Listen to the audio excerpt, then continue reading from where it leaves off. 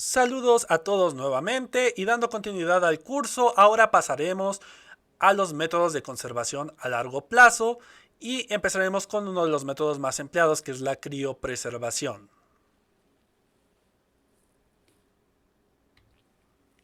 En esta sesión hablaremos de la criopreservación o conservación por congelación y, relacionado a esto, la edad y tamaño de las células, la velocidad de congelación y descongelación, temperatura de almacenamiento, crioprotectores, crioviales, preparación de cultivo a preservar y etapas de la conservación por criopreservación.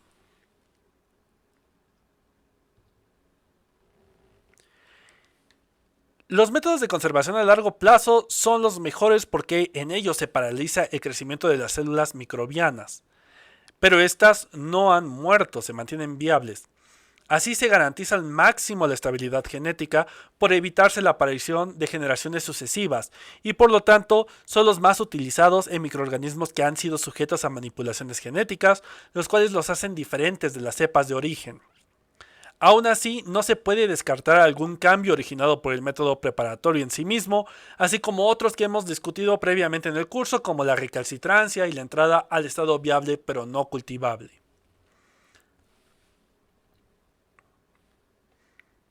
Criopreservación o conservación por congelación.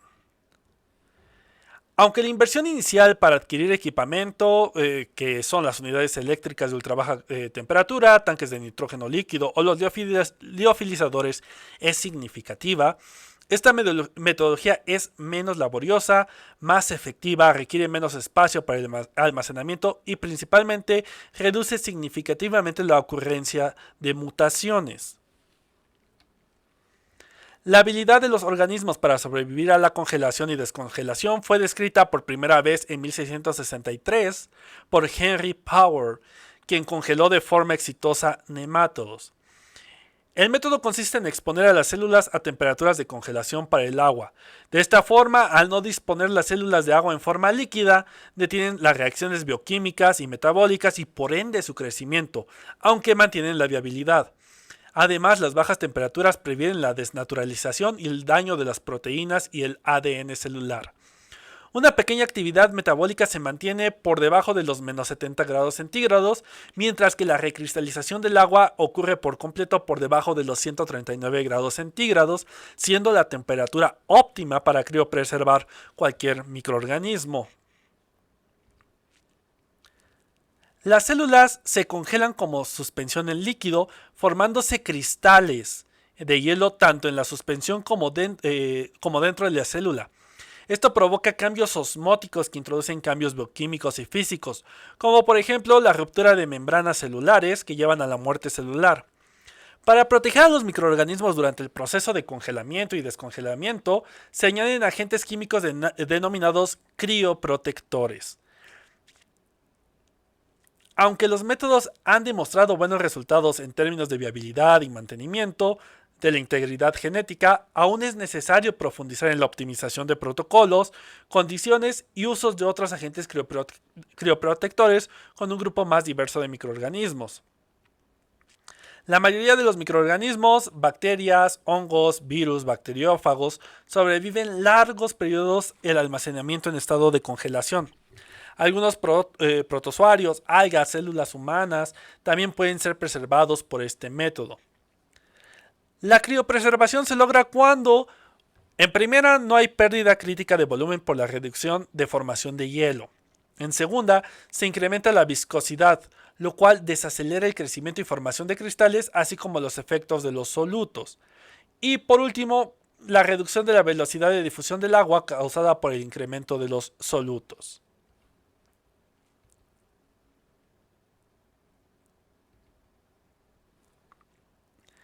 Hay 4 factores que influyen en la viabilidad y estabilidad de las células conservadas por este método que nombraremos a continuación a lo largo de la presentación y comenzaremos con la edad y el tamaño de las células.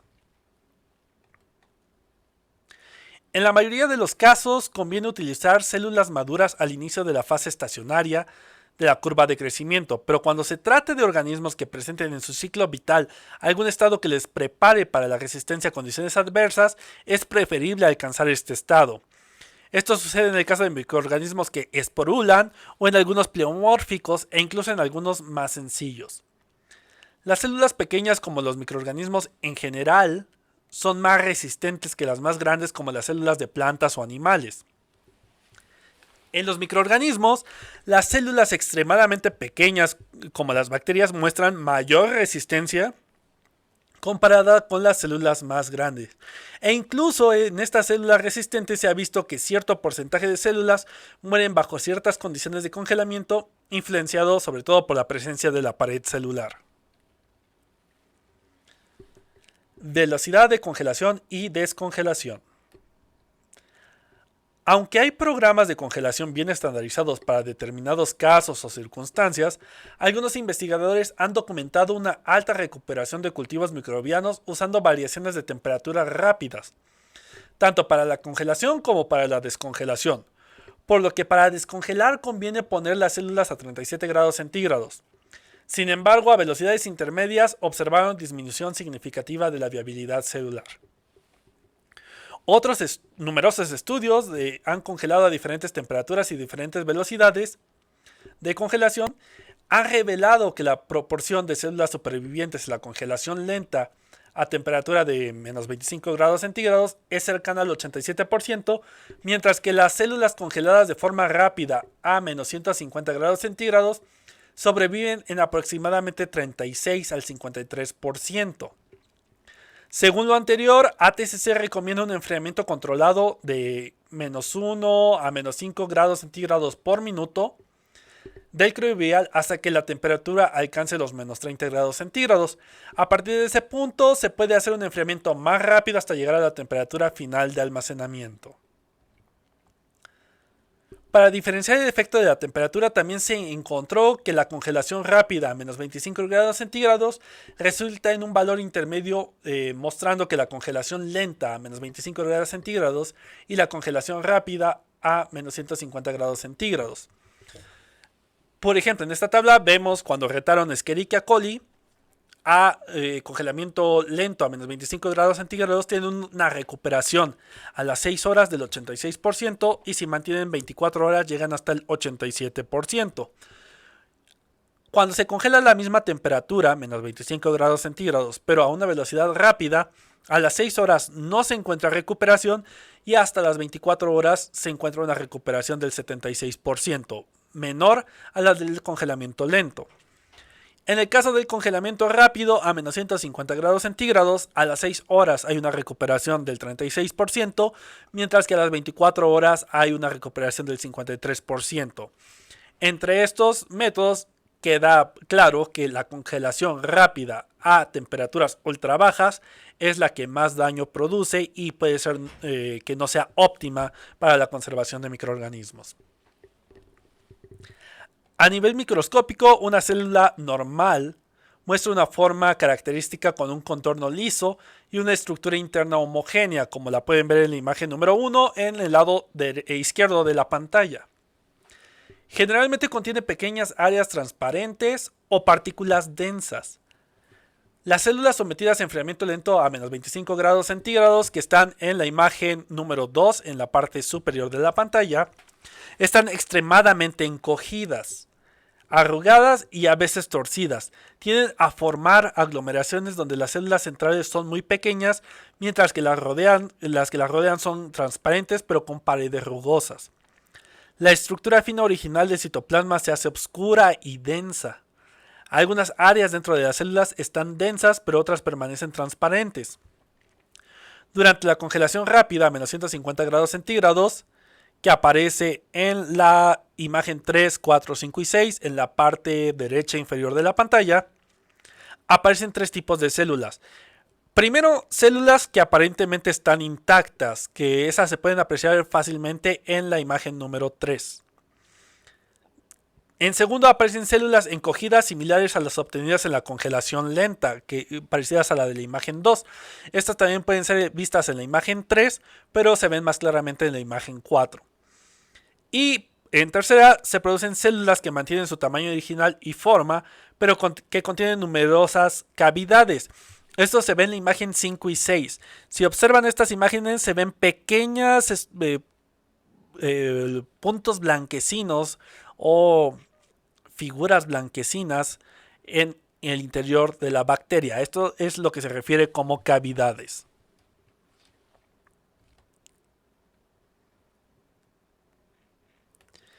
Principalmente las células se hacen extremadamente rugosas y densas en apariencia de confeti, como lo que le llaman apariencia de confeti a lo que vemos en la imagen 3, esos circulitos redonditos muy compactos.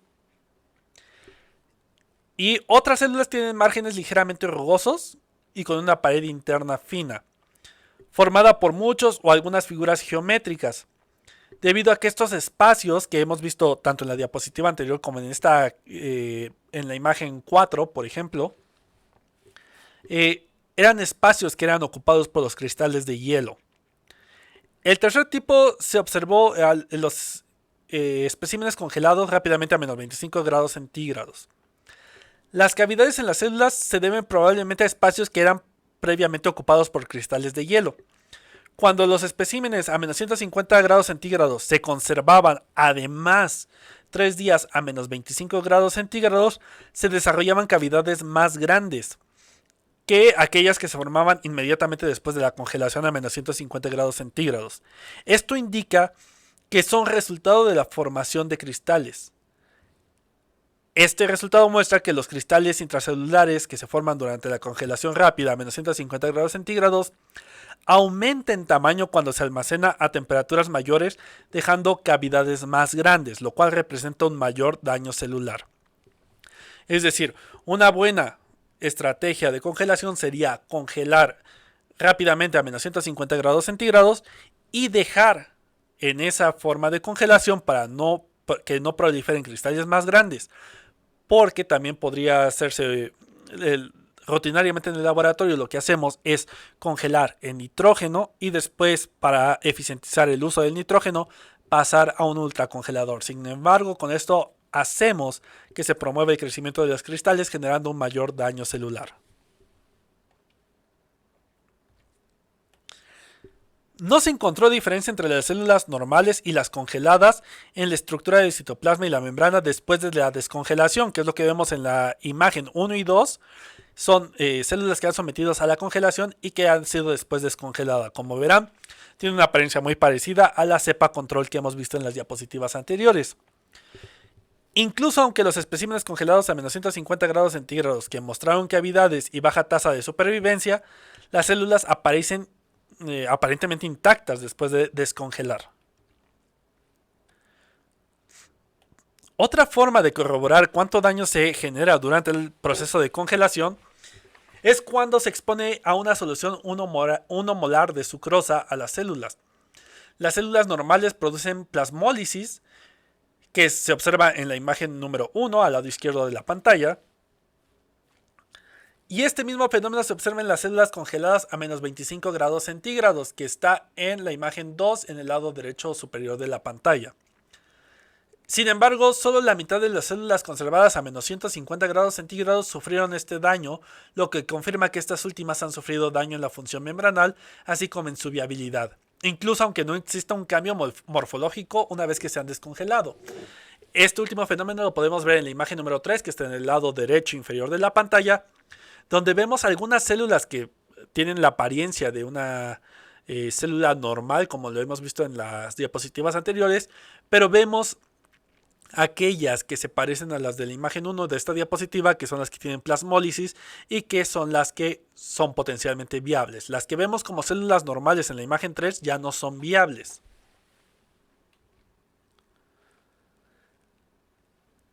Al comparar bacterias aerobias con anaerobias, las primeras tienen resultados consistentes con lo que se estudió en Escherichia coli, mientras que las anaerobias congeladas a menos 150 grados centígrados mostraron una recuperación menor del 13% o menos a comparación del 50% original, que es lo que vemos en el gráfico del lado derecho de la pantalla, donde se grafica la velocidad de congelación en grados centígrados por minuto contra el porcentaje de supervivencia. Entre más rápida sea la velocidad de congelación, más cae el porcentaje de supervivencia de los anaerobios a comparación de los aerobios. Ambos caen con la velocidad rápida, sin embargo los anaerobios esto aumenta significativamente. Esto indica que las bacterias anaerobias son más sensibles a la congelación rápida. Y la cantidad de cavidades formadas en este caso es mucho mayor, como lo vemos en la imagen 4 del lado izquierdo de la pantalla. Al hacer estudios más detallados, se encontró que la supervivencia de las células disminuye cuando la velocidad de congelación supera los 10 grados centígrados por minuto. Al congelar a una tasa de 50 grados centígrados por minuto a menos 25 grados centígrados, casi todas las células se encogen, probablemente debido a la congelación extracelular, que es lo que vemos en la imagen número 4. No, en la imagen número 2, perdón.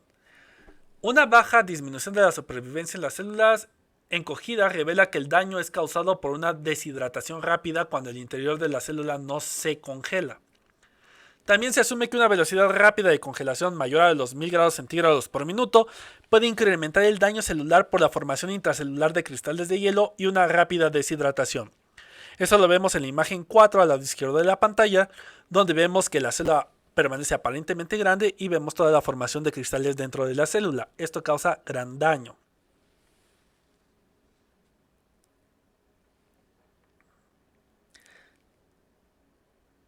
Esto se debe a que las células anaerobias tienen una menor permeabilidad del agua, ocasionando que se acumule en el interior suficiente agua para que se formen cristales de hielo y estos causen mayor daño a la célula.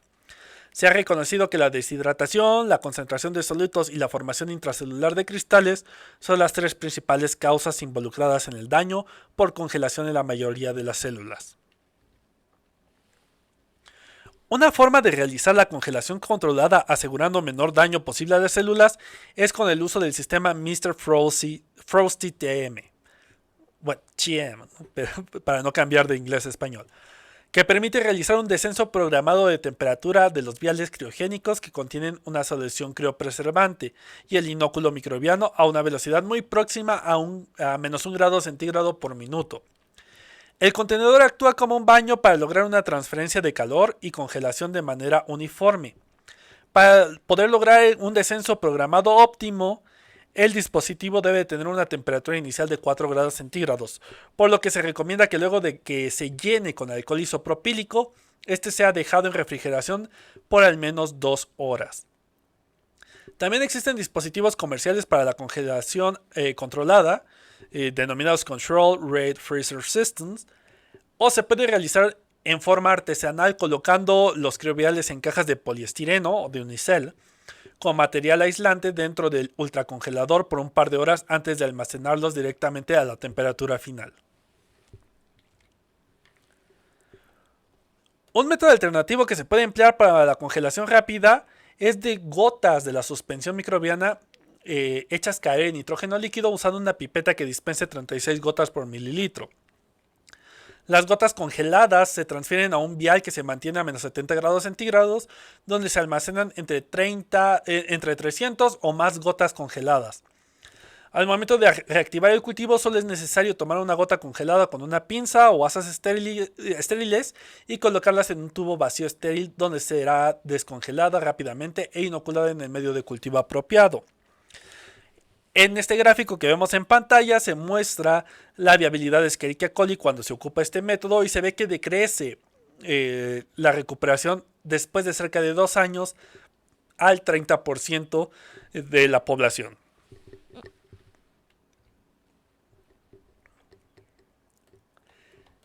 Cuando se requiere trabajar con las células conservadas por criopreservación, se recuperan subiendo la temperatura. El proceso de descongelación provoca serios daños celulares.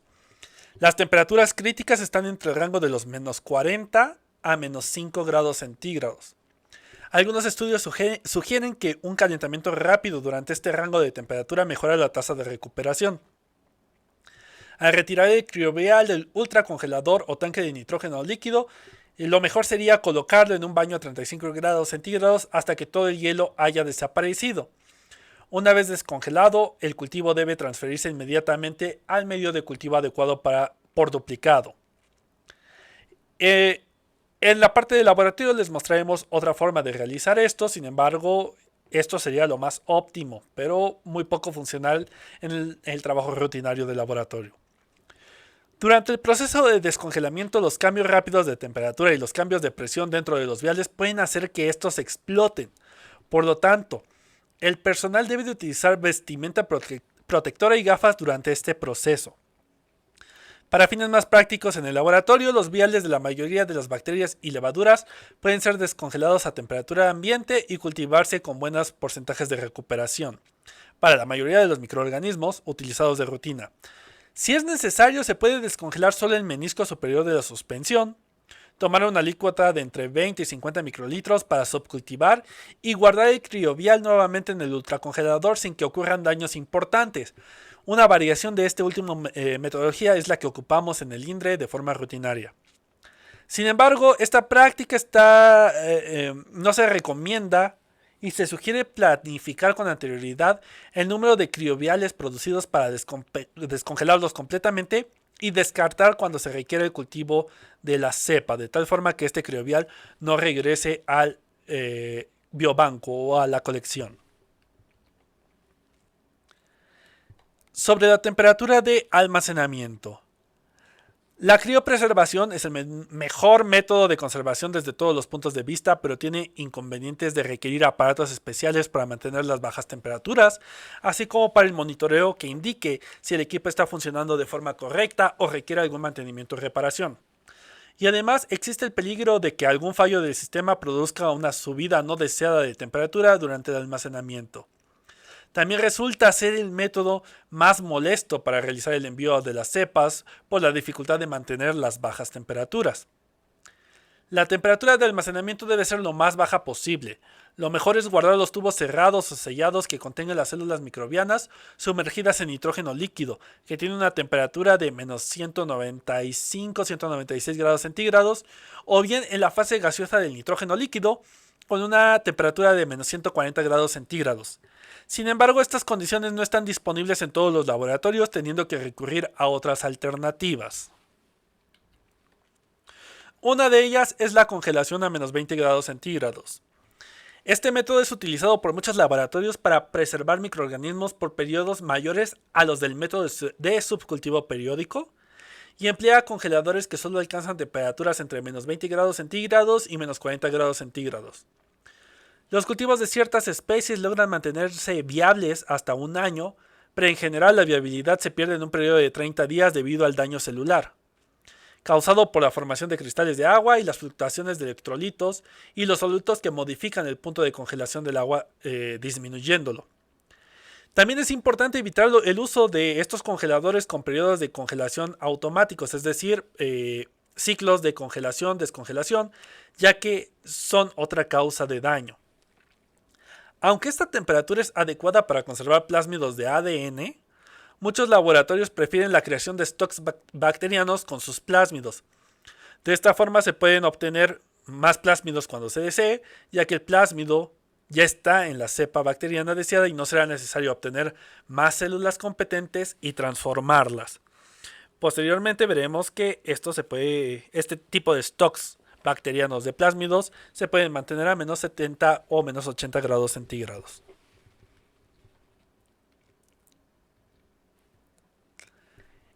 En esta diapositiva vemos algunas recomendaciones de tiempo y medio de soporte para algunos grupos bacterianos. Por ejemplo, para Streptococcus se puede mantener a menos 20 grados centígrados la bacteria en leche descremada o en caldo soya tripticaseína con glicerol del 10% por 2 meses. Streptococcus pneumoniae y los Streptococcus del grupo Viridans son de difícil mantenimiento y se mantienen viables a menos 20 grados centígrados por un mes, suspendiendo cultivos frescos en leche descremada estéril. Las bacterias aerobias esporuladas en caldo soya tripticaseína con glicerol del 10% se mantienen durante 1 a 2 años. Las bacterias aerobias gram positivas en caldo soya tripticaseína con glicerol del 10% se pueden mantener de 1 a 3 años. Las bacterias aerobias gram negativas en caldo soya tripticaseína con glicerol del 10% se mantienen de 1 a 2 años. En el caso de Shigella, Vibrio, el complejo Bucordelia, Cepacia pierden muy rápidamente la viabilidad. Y esto es porque entran en el estado viable no cultivable. Las micobacterias conservadas en leche descremada se pueden mantener entre 3 a 5 años. Las bacterias exigentes, nutricionales o de lento desarrollo en caldo soya tropicazidina con glicerol al 10% se pueden tener entre 15 y 30 días. Es el caso de Hemophilus, Neisseria, Actinobacillus y el grupo ASEC. Las bacterias anaerobias no esporuladas no se recomienda este método de conservación. Congelación a menos 70 grados centígrados. Este método ha demostrado gran capacidad, aunque ha sido documentada la pérdida de elementos genéticos móviles durante el almacenamiento a esta temperatura. Se utiliza frecuentemente en centros de investigación y universidades para preservar colecciones microbianas privadas o de trabajo que tengan una alta frecuencia de manipulación. Sin embargo, no es una temperatura óptima para la preservación de microorganismos a largo plazo. En el mercado existen varios tipos de ultracongeladores, de los cuales los más aconsejables son los que alcanzan las temperaturas por debajo de los menos 70 grados centígrados. El funcionamiento de este equipo depende del suministro eléctrico y en la eventualidad de ocurrir un corte repentino de energía eléctrica, el tiempo aproximado que toma en descongelarse el equipo es de 5 horas. Para este método se recomienda utilizar guantes criogénicos y mascarillas para la manipulación de los especímenes, sobre todo para evitar quemaduras por las bajas temperaturas. Como había sido mencionado anteriormente, para la conservación de plásmidos se ha documentado la utilidad de conservar las células en 500 microlitros de cultivo en crecimiento exponencial o fase temprana estacionaria, los cuales son complementados con 500 microlitros de glicerol en criotubos. Otra forma es la suspensión de la biomasa en una mezcla de glicerol con agua destilada 1 a 1. Y estos tubos deberán ser congelados a menos 80 grados centígrados, donde el stock será estable durante años mientras se mantengan estas condiciones. La congelación a menos 150 grados centígrados. El equipo congelador de menos 150 grados centígrados permite alcanzar una temperatura ideal para la preservación de microorganismos a largo plazo. Este tipo de equipo también depende del suministro eléctrico y es poco utilizado en los laboratorios donde se preparan microorganismos debido a su alto costo. En la eventualidad de ocurrir un corte de energía eléctrica, el descongelamiento del equipo puede ocurrir en un rango de 12 a 18 horas. Para este método se recomienda utilizar guantes para bajas temperaturas y protector facial. Y por último, la congelación a menos 196 grados centígrados.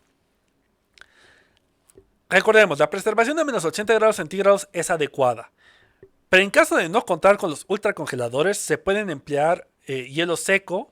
Sin embargo, hay que tener especial atención ya que el dióxido de carbono se puede disolver en el pellet, causando un cambio severo de pH, sobre todo durante la descongelación.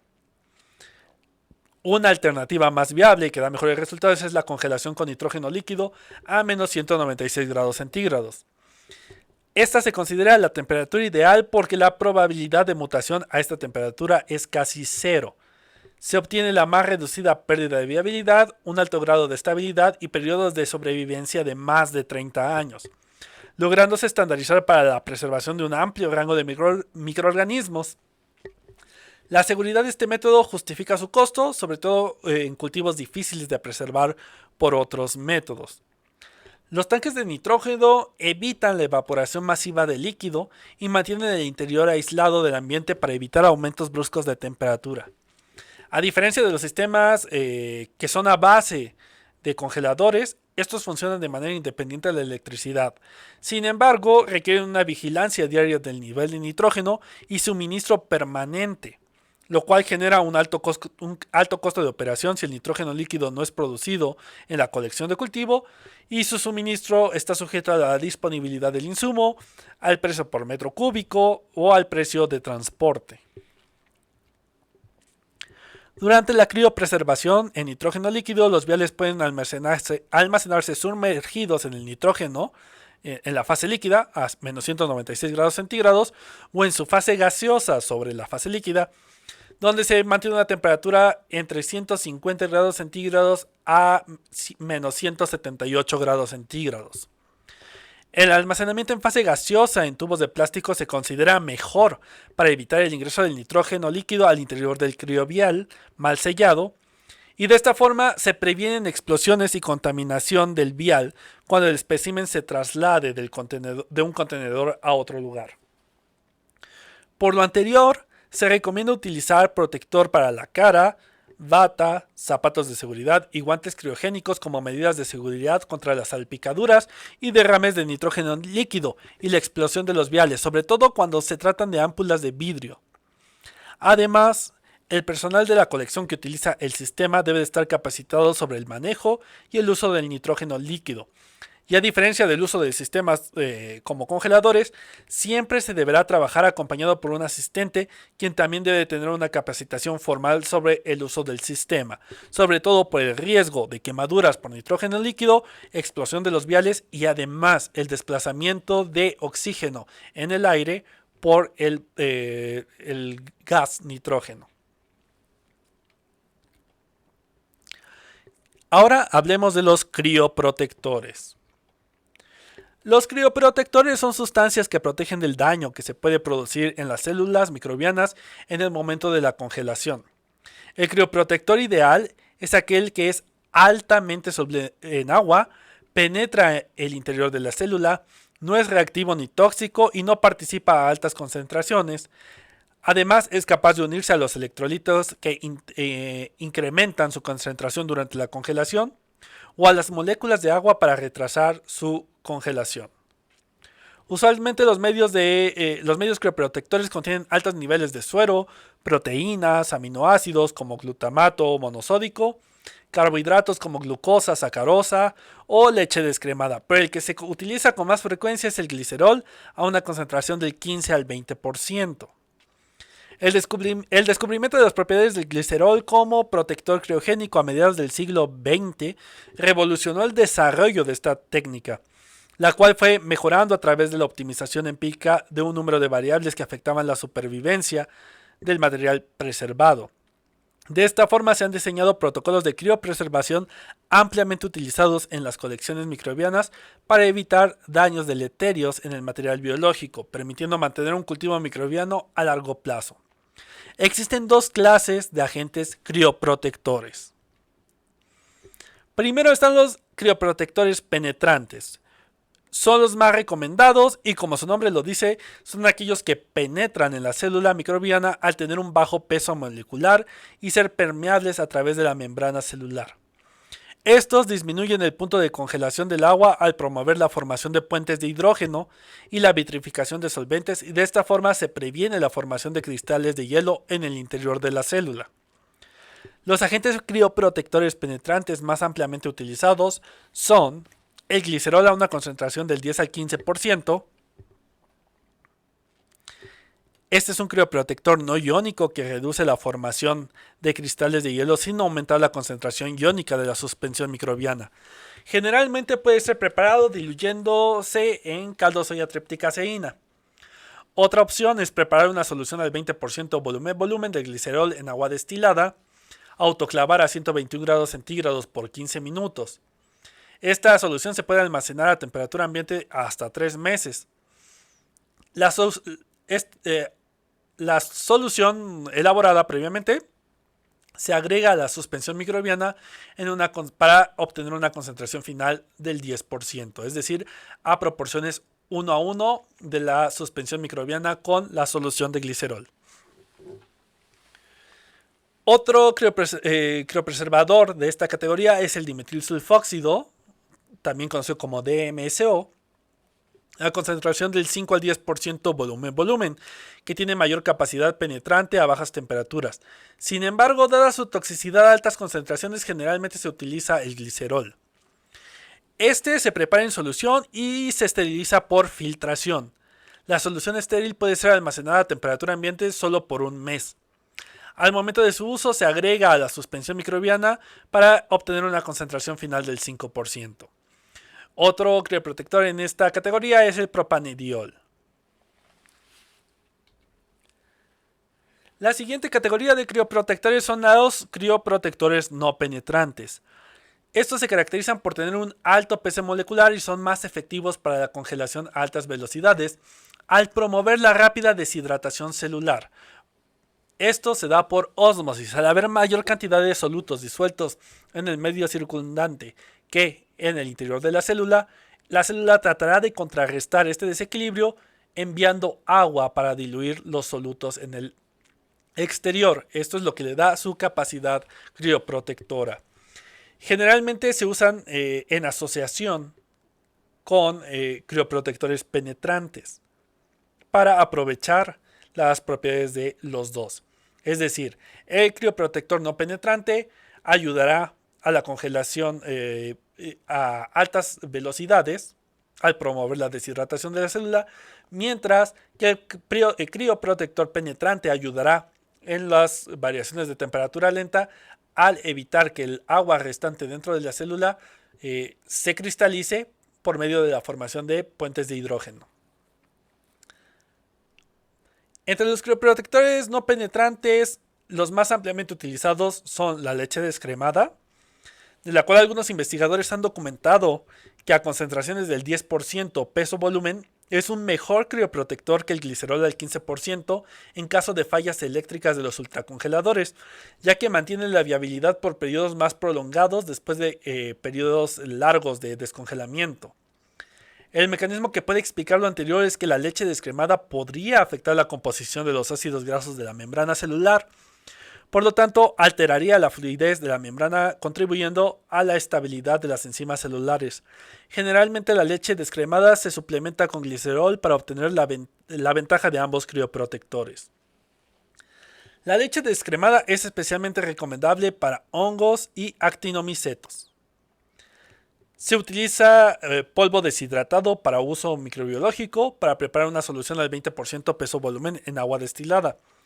Esta solución se distribuye en tubos en cantidades de 10 mililitros y se esteriliza en autoclave a 116 grados centígrados durante 20 minutos, con lo cual se evita la caramelización. Una vez estéril, se debe de mantener la solución a 4 grados centígrados. También dentro de esta categoría tenemos otros crioprotectores no penetrantes como son la sacarosa, carbohidratos como la sacarosa, lactosa, glucosa, sorbitol, manitol e inositol.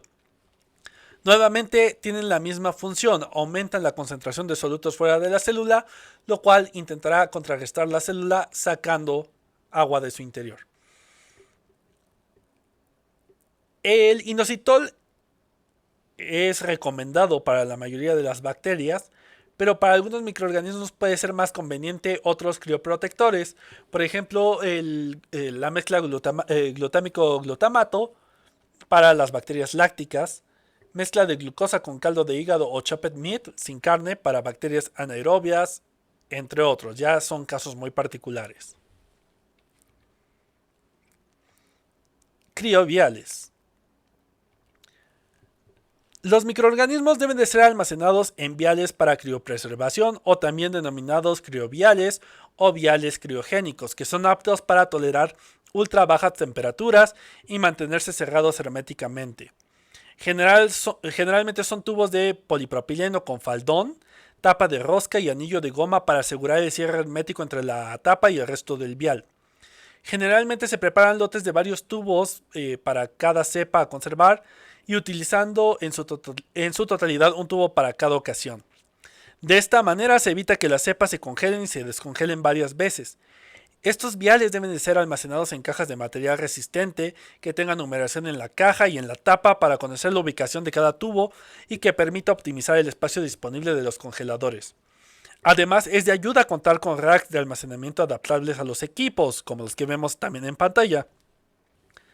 Para que los tubos queden con un rótulo claro y duradero, se recomienda el uso de etiquetas de polipropileno autoadhesivas que permitan llevar la impresión, el número de microorganismo o alguna otra información.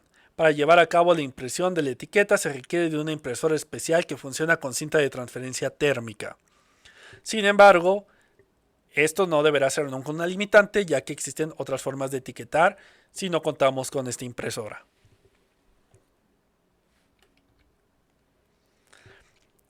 Comercialmente también existen disponibles viales de vidrio. Estos deben de ser cargados con la cepa a conservar y enfriados previamente durante 30 minutos a 4 grados centígrados antes de su sellado.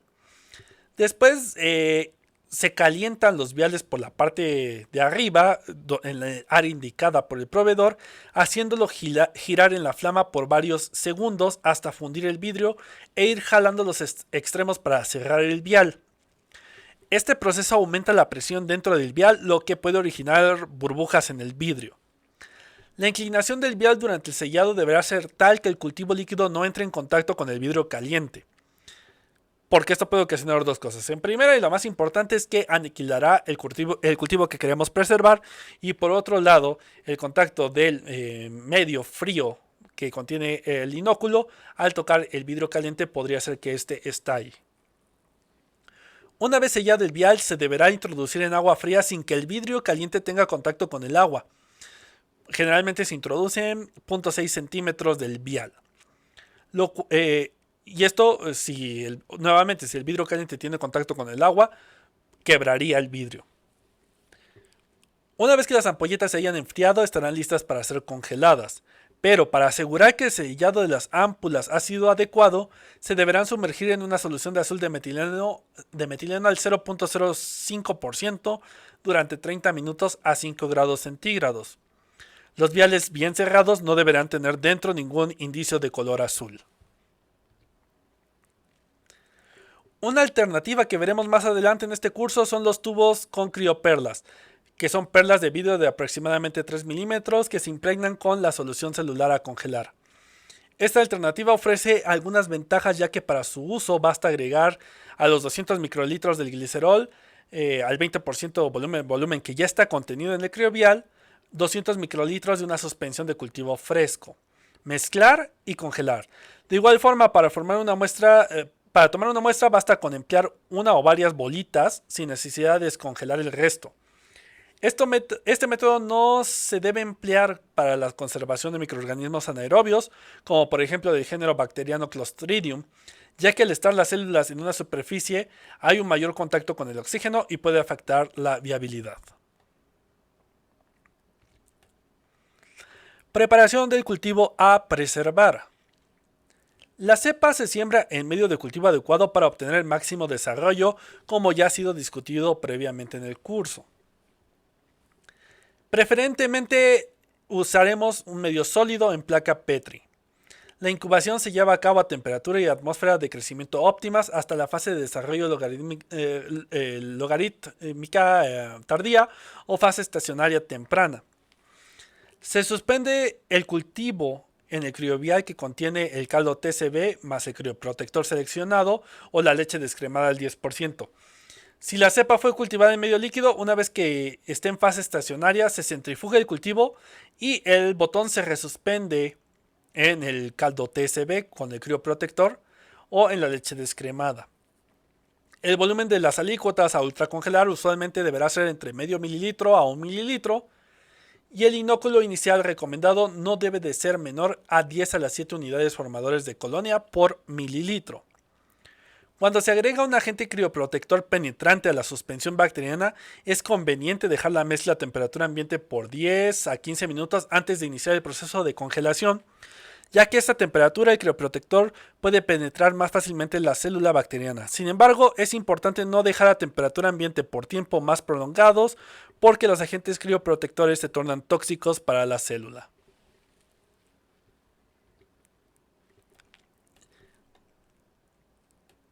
Ya para ir cerrando esta plática, hablaremos a grandes rasgos de las etapas de la conservación por criopreservación. La primera etapa, que es la inspección primaria del cultivo microbiano. El proceso se inicia con la recepción del cultivo microbiano. Todo microorganismo debe de ser revisado al momento de llegar al laboratorio sin excepción. El cultivo se debe de observar bajo un microscopio estereoscópico para determinar que la colonia microbiana esté pura y que el crecimiento micelial o bacteriano coincida con las características descritas por la persona que realiza el depósito. Se debe rechazar cualquier cultivo que presente características diferentes a las propias de la especie a ser preservado o que se detecte contaminación de otros microorganismos o por artrópodos. También se debe revisar que el estado en que son recibidos los cultivos sea el adecuado. Si se trata de placas Petri, se debe revisar que éstas no estén quebradas o que el sello de las placas no haya sido alterado. Siempre se debe asignar un número correlativo de ingreso a la muestra para tener trazabilidad del proceso de depósito. Se recomienda usar una letra y números, por ejemplo, I900 que vemos en la imagen B del lado izquierdo. La segunda etapa es el procesamiento primario de la muestra. Este consiste en realizar un subcultivo del microorganismo recibido en el paso anterior sobre un medio de cultivo recomendado para el microorganismo y bajo las condiciones de esterilidad en un gabinete de bioseguridad.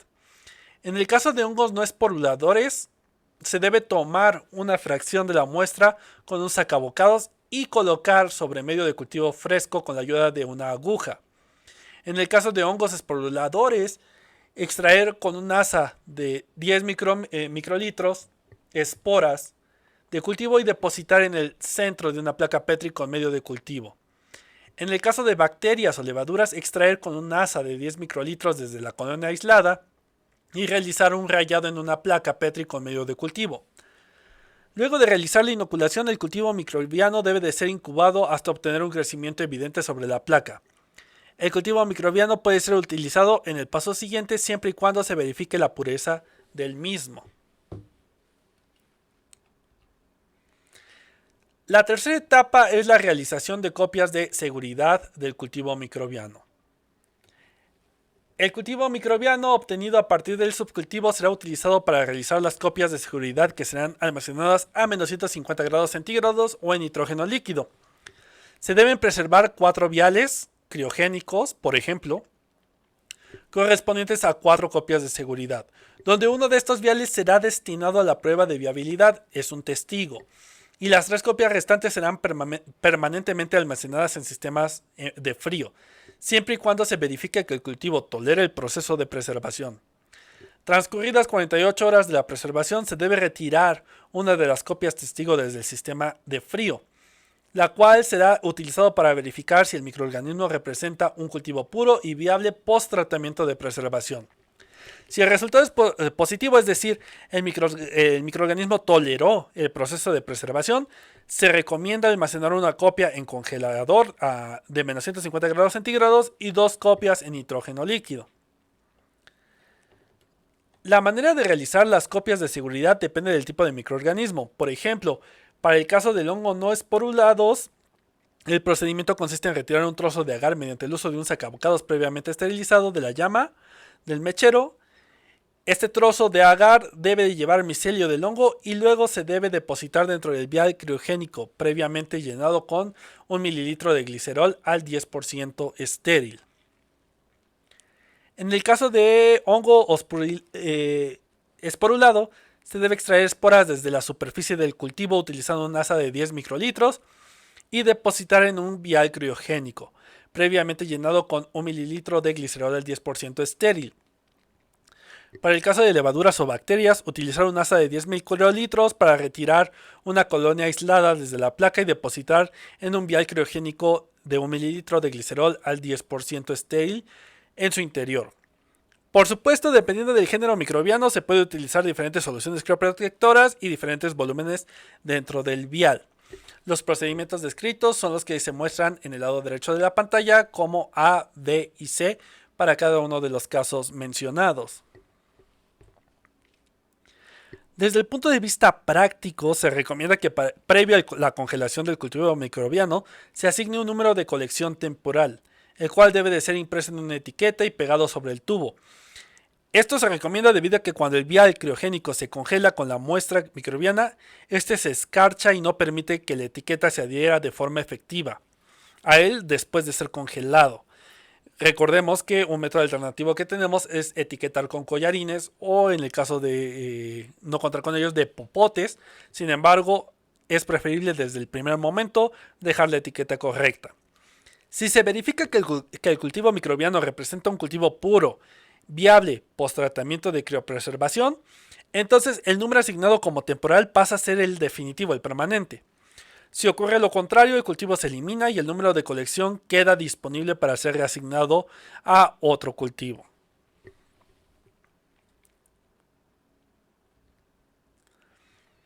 La etapa 4 es el descenso programado de temperatura. Una vez realizadas las copias de seguridad, los viales criogénicos se deben depositar en el sistema Mr. Frosty TM, el cual es previamente llenado con alcohol isopropílico. Luego el contenedor es llenado con los viales criogénicos y llevado al congelador a menos 80 grados centígrados por un periodo de 4 horas. La quinta etapa es el almacenamiento en congelador, que es lo que vemos en la parte inferior de la pantalla. Transcurridas las 4 horas desde que los viales criogénicos fueron dejados en el sistema Mr. Frost TM a menos 80 grados centígrados, estos son sacados del congelador y ubicados en la caja criogénica correspondiente, la que posteriormente se deja en el congelador a menos 150 grados centígrados. La sexta etapa es la evaluación de la viabilidad de la muestra post-criopreservación. Para la evaluación de la viabilidad se deben recuperar los microorganismos del sistema de refrigeración 48 horas posteriores al proceso de criopreservación. Este paso es fundamental para el proceso de depósito del microorganismo en una colección de cultivos, ya que si el microorganismo tolera el proceso de preservación, puede ser oficialmente depositado y registrado como parte de la colección, otorgándole un número definitivo de colección. De lo contrario, el microorganismo no es aceptado y el número de colección será asignado a otra muestra. La séptima etapa es el almacenamiento del material criopreservado. Si los microorganismos toleran el proceso de criopreservación, los viales criogénicos son almacenados en cajas criogénicas organizadas dentro de gradillas metálicas, las que a su vez son introducidas en el congelador o tanque de nitrógeno líquido. Cada caja tendrá rótulos escritos en sus 4 costados, al igual que en cada gradilla, con el objetivo de guiar al personal en la búsqueda de un microorganismo.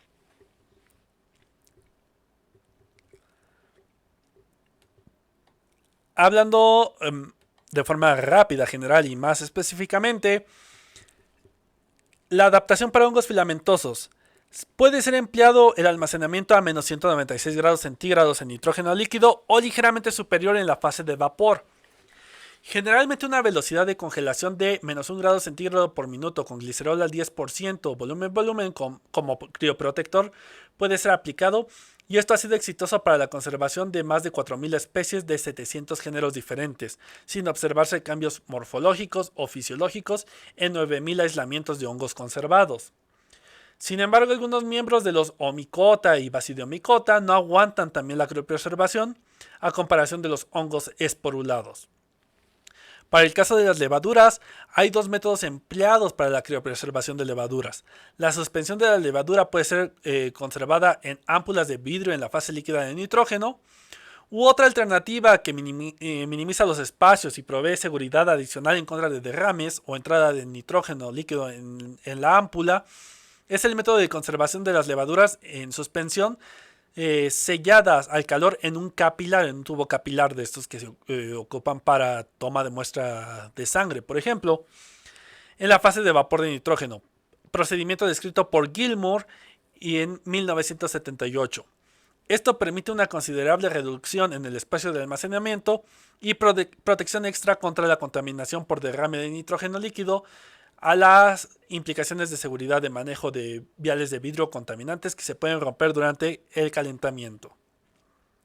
Por último, para las bacterias, este método es de especial importancia para la conservación de bacteriófagos, ya que el riesgo de contaminación de equipo y otros cultivos es alto por otros métodos. Este método ha demostrado bastante utilidad para las bacterias, pero no es útil para bacterias metalotróficas obligadas.